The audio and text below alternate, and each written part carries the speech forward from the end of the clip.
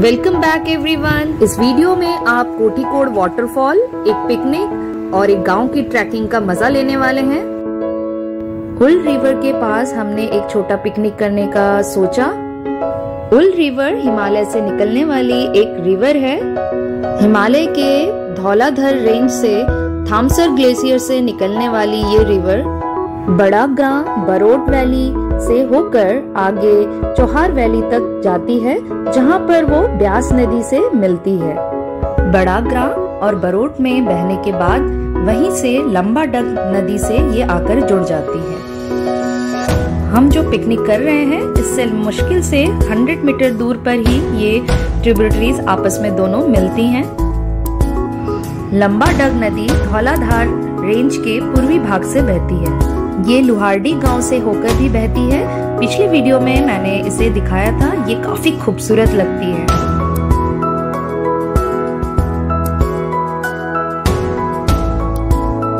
अगर आप भी पिकनिक का मजा लेना चाहते हैं तो कुछ बातों को जरूर से ध्यान में रखिएगा। पहले आपको डिसाइड करना होगा कि आप वहाँ पे जाकर कुकिंग करना चाहते हैं या फिर कुक किया हुआ ही चीज आप वहाँ पे ले जाकर एंजॉय करना चाहते हैं। इस बार हमने पहले ही प्लान कर लिया था कि हम वहाँ पर जाकर रिवर साइड में पिकनिक करेंगे, और ये प्लान सक्सेसफुल इसलिए भी हुआ क्योंकि प्लानिंग थोड़ी मैंने अच्छे से कर रखी थी। कौन सी डिश बनाने वाले हैं, उसमें लगने वाले कौन कौन से रॉ मसाले चाहिए आपको और कौन से इंग्रेडिएंट, इसके बारे में आप अंदाजा लगा लीजिए कि कुछ चीजें आपको घर से कैरी करनी होंगी, कुछ चीजें वहाँ पर जाकर परचेज करनी होंगी। मैंने घर से ही सारे मसाले थोड़े थोड़े करके एक डब्बे में रख लिया था।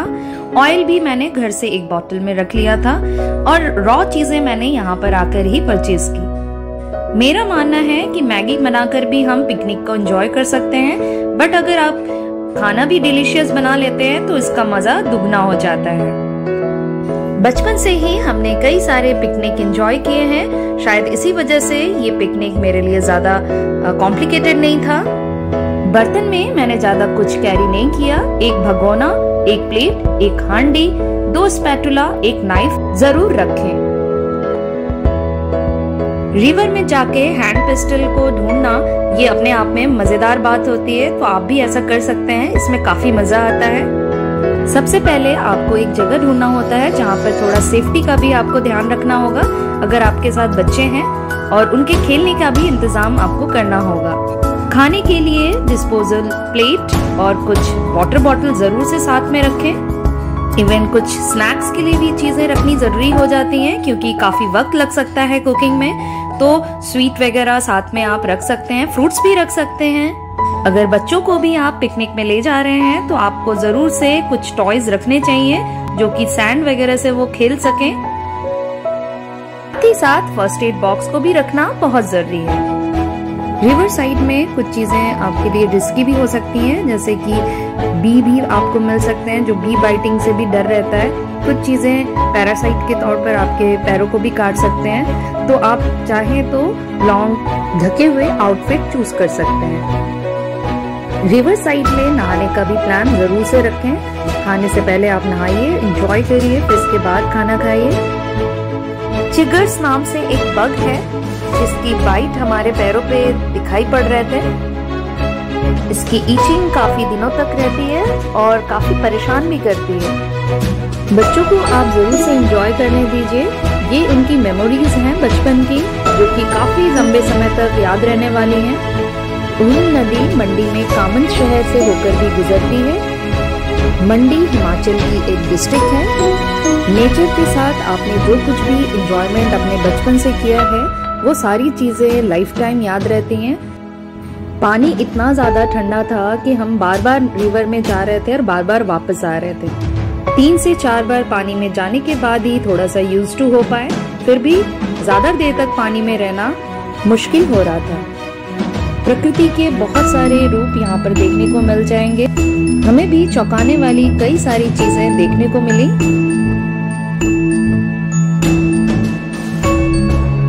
चूल्हे में आग जब बुझ चुकी थी, कुछ पोटैटो भी हमने उसमें डाल दिए थे और कुछ अनियन भी। ट्रैकिंग करते वक्त आपके बैग में एक नाइफ, एक लाइटर और वाटर बॉटल जरूर होना चाहिए।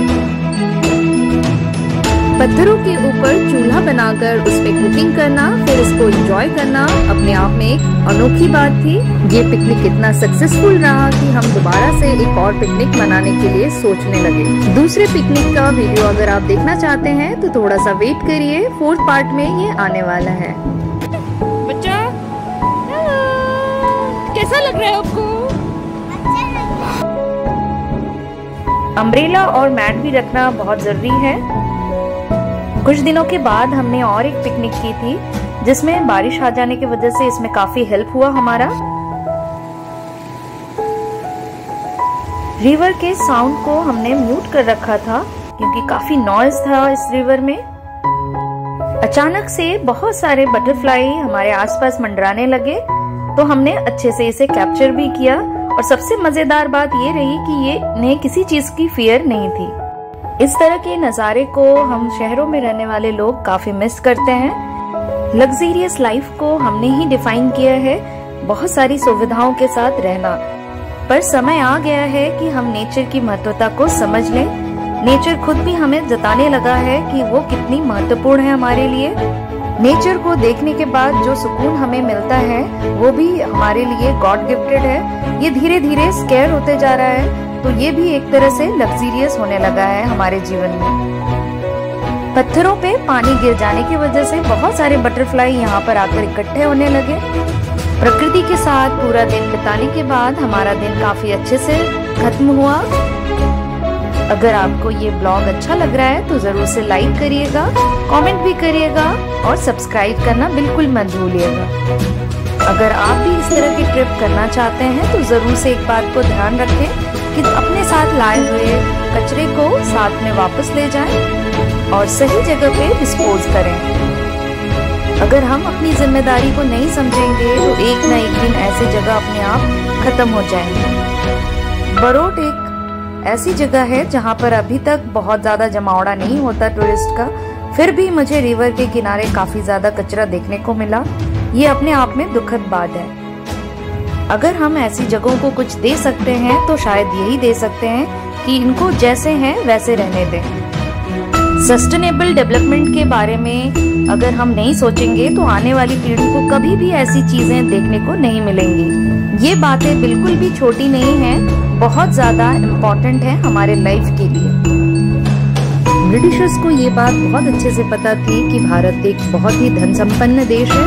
वो इतने साल पहले यहाँ पर पहुँच चुके थे। इसका मतलब था कि उन्हें पता था कि यहाँ पर बहुत ज्यादा अपॉर्चुनिटी है। सिनन हाइड्रो इलेक्ट्रिसिटी पावर प्लांट उन्होंने डेवलप किया जो कि इंडिया की सबसे ओल्डेस्ट पावर प्लांट में से एक है। बरोट वैली के लिए ये बहुत अच्छी बात है कि वो सिर्फ टूरिज्म पर डिपेंडेंट नहीं है। यहाँ पर ट्राउट फिशिंग की ब्रीडिंग की जाती है जो कि काफी प्रॉफिटेबल बिजनेस है। इस गांव को जब हम घूमने निकले तो यहाँ पर बहुत तरह के अनाज उगे हुए थे, बहुत तरह की सब्जियां भी उगाई गई थी। लहसुन आप देख सकते हैं खेतों में अभी सूखने के लिए रख दिया गया है। अगर आप जब कभी भी घूमने निकले तो जरूर से इस तरह के वॉक पे निकलें ताकि आपको कुछ चीजें एक्सपीरियंस करने को मिले। मेरा यकीन मानिए इस तरह का वॉक आपको एकदम से रिफ्रेश कर देगा। मंडी में जब कभी भी हम जाते हैं तो हम जरूर से सुनते हैं पहाड़ी आलू काफी टेस्टी होते हैं। पहली बार अपनी आंखों से यहाँ पर उगते हुए हमने इसे देखा। ये नजारा बिल्कुल मेडिटेट कर देने वाला नजारा था। इस वैली की और एक अच्छी बात लगी कि ये प्रोग्रेसिव है और बहुत सारे कंस्ट्रक्शन वर्क आसपास चल रहे हैं। बरोट में जब भी आए आप यहाँ से राजमा के बहुत तरह के टाइप्स मिलते हैं, उन्हें खरीद के जरूर ले जाएं और लहसुन भी जरूर से खरीद के ले जाएं। मकानों के स्ट्रक्चर को देखने के बाद ये पता चला कि यहाँ पर एक चीज बहुत कॉमन है। मकान हमेशा 2 तल्ले का होता है। ग्राउंड फ्लोर में वो अपने जानवरों को रखते हैं। सर्दियों से बचने के लिए इस तरह का स्ट्रक्चर वो बनाते हैं। हमारे रिलीजन में बहुत सारी चीजें साक्ष्य के रूप में मौजूद हैं, जिससे पता चलता है कि हम प्रिजर्व करते हैं। चीजों को प्रिजर्व करके रखना हमारे कल्चर का एक पार्ट है। आज हम सस्टेनेबल डेवलपमेंट की बात करते हैं। ये सोच तो हमारे कल्चर में बहुत पहले से ही मौजूद है। मितव्ययी होना हमारे लिए बहुत जरूरी है ताकि रिसोर्सेज का मिसयूज ना हो सके। पहाड़ों पे आने के बाद ये बात मुझे और भी अच्छी तरह से समझ में आ गया कि यहाँ के लोग इस बात को अच्छी तरह समझते हैं। इस वैली में अगर प्रॉब्लम है तो वो है फ्यूल की कमी है, यानी कि अभी भी लोग डिपेंडेंट हैं जंगलों के लकड़ियों पर। लाइफ काफी टफ है विंटर में यहाँ के लोगों के लिए, इसलिए ये लकड़ियाँ वो इकट्ठे करके रखते हैं। लोगों में आपस में इतना ज्यादा तालमेल और मेल भाव है कि लोग एक दूसरे पर काफी ट्रस्ट करते हैं और मकान को ऐसे ही खाली छोड़कर जाते हैं अपने खेतों में काम करने के लिए। ये काफी हैरान करने वाली बात लगती है। आप गौर करें तो यहाँ पर फ्लावर के कुछ बीज थे जिसको उन्होंने टांग कर रखा था ताकि वो सूख सके, नेक्स्ट सीजन में उसका इस्तेमाल हो सके, इसलिए उन्होंने इसे रख रखा था। जब कभी भी आप ऐसी जगह पे जाएंगे तो आपको जरूर से सुकून मिलेगा और एक बार जरूर मन करेगा कि काश हमारा घर भी पहाड़ों पर होता।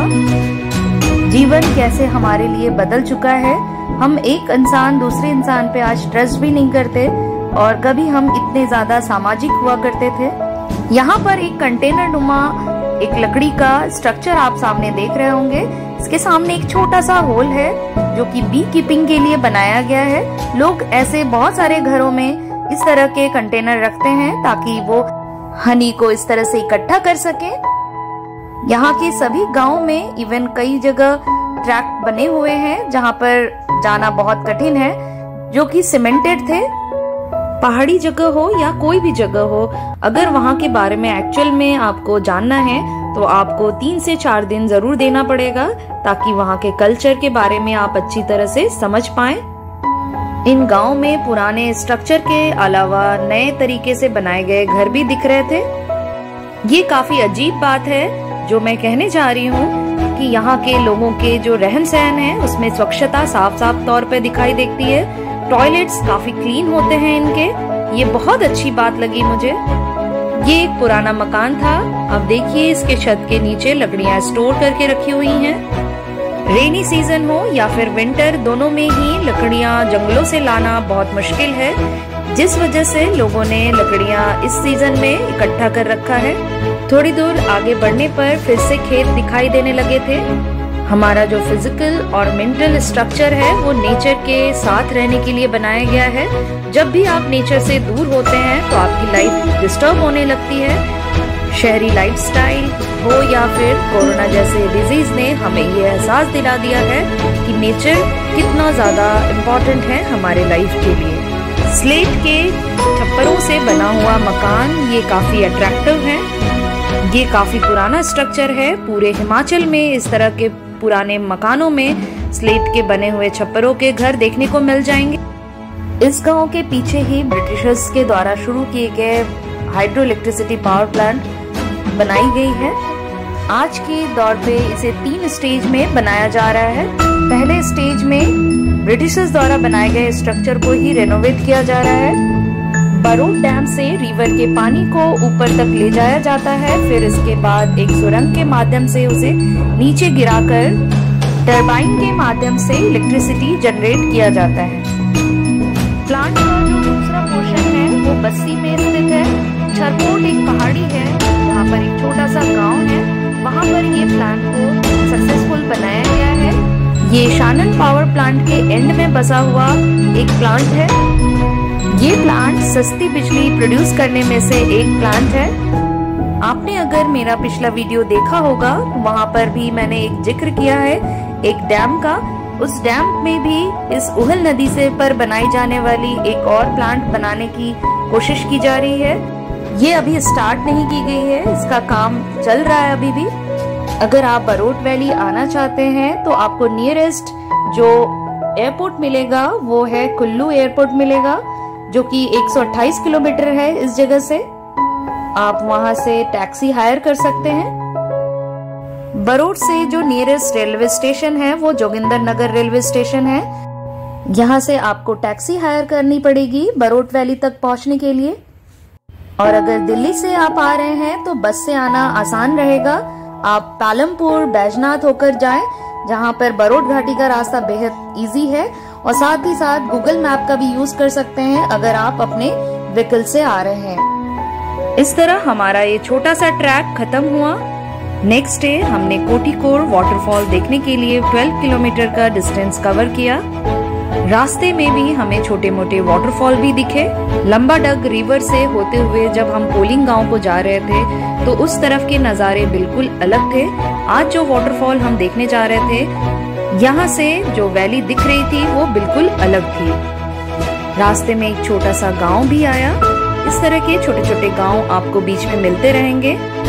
यहाँ पर बोझा ढोने के लिए खच्चरों का इस्तेमाल भी करते हैं लोग। काफी स्टीप चढ़ाई है। इस वाटरफॉल तक पहुँचने के लिए हम अपने निचले वैली से होते हुए हम इस पहाड़ के काफी ऊपरी हिस्से में पहुँच चुके थे। वैली काफी बड़ा दिखाई दे रहा था यहाँ से, और काफी ऊंचे ऊंचे पहाड़ यहाँ से देखने को मिल रहे थे। उहल नदी नीचे से बह रही थी, जिसको शूट कर पाना ड्राइव करते वक्त थोड़ा मुश्किल हो रहा था। बरोट वैली में आपको जो सड़क मिलेगी काफी नैरो मिलेगी, और आगे से अगर कोई भी गाड़ी आ रही है तो आपको कई बार रुकना भी पड़ सकता है जगह देने के लिए।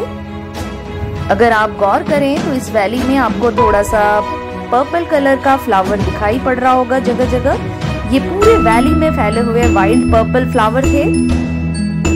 इसी वजह से इस वैली में बी कीपिंग बहुत अच्छे से की जा सकती है। सीढ़ीदार बने हुए खेतों में जौ की फसल, आलू की फसल बहुत सारा देखने को मिल जाएगा आपको। सीढ़ीदार खेतों का प्रचलन बहुत सालों से चल रहा है और ये काफी अच्छा अपॉर्चुनिटी है पहाड़ी लोगों के लिए। यहाँ पर जैसे जौ की खेती और आलू की खेती या सब्जियां उगाई जाती हैं या फिर राजमा उगाए जाते हैं, उसी तरह असम या नॉर्थ ईस्ट में लोग राइस की खेती भी करते हैं इस तरह के खेतों में। नॉर्थ ईस्ट में काफी ज्यादा बारिश होती है, इसलिए राइस की खेती वहाँ पर पॉसिबल है, पर हिमालय के इस इलाके में इस तरह की खेती कर पाना थोड़ा मुश्किल है, क्योंकि यहाँ पर बारिश उतनी नहीं होती जितनी की राइस के खेती के लिए चाहिए होता है। यहाँ से नज़ारे काफी सुंदर दिखाई पड़ रहे थे। आप देखें यहाँ का जो स्ट्रक्चर है, भौगोलिक पृष्ठभूमि है, वो काफी हैरान करने वाली है। ये छोटी सी पहाड़ी सभी बड़े बड़े पहाड़ों के बीच दिखाई पड़ रही थी। अगर आपको पहाड़ों पर चलने पर मोशन सिकनेस नहीं होता तो आप बहुत लकी हैं। आप इस तरह के नज़ारों को अच्छी तरह एंजॉय कर सकते हैं। यहाँ से लोगों के आम जीवन को देख पाना काफी रोचक था। आगे चलकर ये रास्ता पूरा सा यू टर्न लेने वाला था, और ये जो पुल आया, यहाँ से हम उस वाटरफॉल तक पहुंचने के लिए ट्रैकिंग करने वाले थे। जब हम वाटरफॉल के लिए ट्रैकिंग करने के लिए निकले तो हमें ये महसूस हुआ कि यहाँ पर एक कच्ची सड़क बनाई जा रही है, जो कि फ्यूचर में शायद इसे पक्का किया जाए तो आपको इस वाटरफॉल तक पहुंचने के लिए काफी आसानी हो जाएगी। सामने से आप एक चीज और गौर कर सकते हैं कि पहाड़ों पर ग्लेशियर नजर आ रहे थे। ये काफी अच्छा लग रहा था देखने में। ट्रैकिंग करते वक्त जंगली बंदर भी हमें दिखाई पड़े। हम थोड़े देर से पहुंचे इस वाटरफॉल में। अगर हम मॉर्निंग में आते तो कुछ लोग और भी दिखाई पड़ते। जैसे ही हम इस वाटरफॉल के पास पहुंचे, कुछ लोग रिटर्न हो रहे थे। ये मेरा पहला ट्रैकिंग था, जिसमें मुझे बहुत मजा आया। वाटरफॉल इतना ज्यादा फोर्सफुली गिर रहा था कि इसकी नॉइज काफी दूर तक आ रही थी, पर ये काफी बेहतरीन लग रही थी। इन नज़ारों को देखना, घंटों तक बैठे रहना, यहाँ पर आपको पता ही नहीं चलेगा समय कब बीत गया। हम साथ में लंच लेकर आए थे और कुछ कपड़े भी लेकर आए थे ताकि हम यहाँ पर नहा सकें।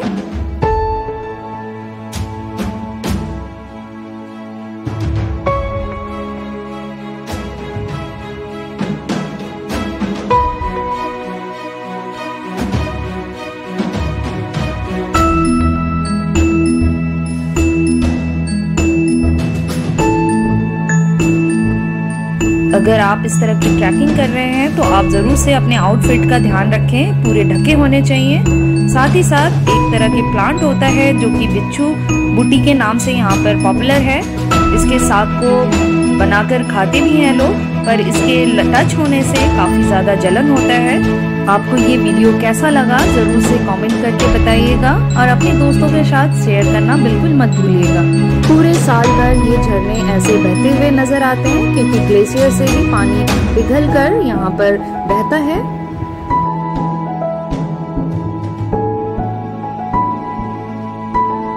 रेनी सीजन में किसी तरह के वाटरफॉल पे नहाना थोड़ा सा रिस्की हो सकता है।